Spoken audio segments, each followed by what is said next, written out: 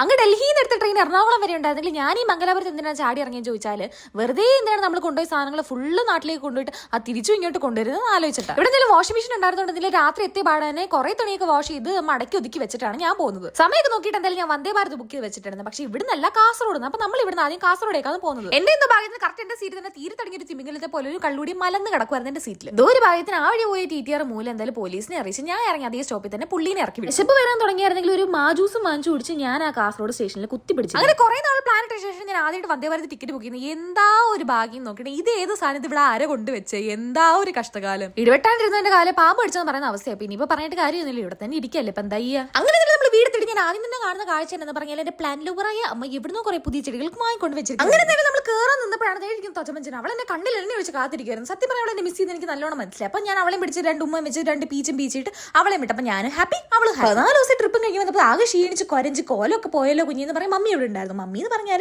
എന്റെ അമ്മയുടെ അമ്മയാണ്. അതും കേട്ട് ഫ്രിഡ്ജിന് ആനച്ചന്ത വരുത്താൻ വേണ്ടിയിട്ട് ഞാൻ അങ്ങ് കൊണ്ടുവന്ന പല ഫ്രിഡ്ജ് മാഗ്നറ്റ് സെറ്റിൽ ഒട്ടിച്ചിട്ട് നമ്മൾ നേരെ കുളിക്കാൻ പോകും. ട്രെയിൻ കയറിയപ്പോഴേ ഞാൻ വിളിച്ച് പറഞ്ഞത് എങ്ങനെ പോയാലും എനിക്ക് പഴങ്കഞ്ഞി മതി. ഞാൻ എത്തുമ്പോഴും അങ്ങനെ എനിക്ക് വേണ്ടി സ്പെഷ്യലായിട്ട് പഴങ്കഞ്ഞി ഉണ്ടാക്കി വെച്ചിട്ടുണ്ടായിരുന്നു.